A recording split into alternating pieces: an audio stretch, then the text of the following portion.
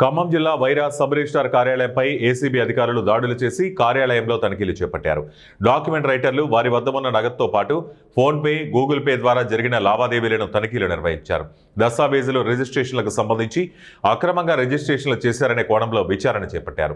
ఓ document writer వద్ద నుండి ₹1,50,000 నగదు లభించడంతో మరింత లోతుగా దర్యాప్తు చేపట్టారు. వైరా రిజిస్టర్ ఆఫీసులో పలువురు అవినీతికి పాల్పడ్డారనే కోణంలో ఏసీబీ అధికారులు తనిఖీలు చేస్తున్నారు. ఇంకా తనిఖీలు కొనసాగుతున్నాయని ఏసీబీ రమేష్ తెలిపారు. ఇక్కడ నుంచి ఇర్రెగ్యులారిటీస్ జరుగుతున్నాయని చెప్పేసి ఉంటే కంప్లైంట్ మీద ఈరోజు మా పై అధికారులు మా డీజీ గారి ఆదేశాల మేరకు ఈరోజు ఈ కార్యాలయాన్ని మా సిబ్బందితో వచ్చి సర్ప్రైజ్ చెక్ చేయడం జరిగింది. డాక్యుమెంట్ రైటర్స్ని వెరిఫై చేస్తున్నాం.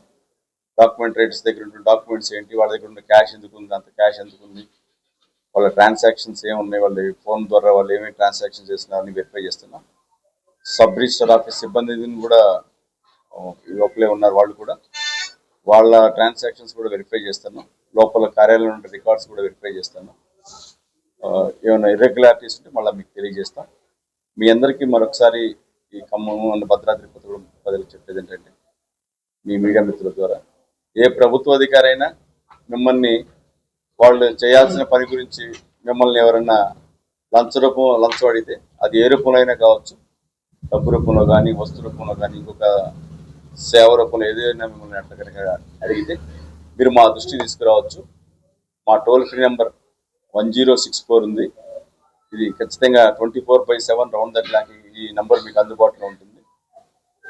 మీరు మీ సమస్యని పూర్తిగా మీరు చెప్పచ్చు.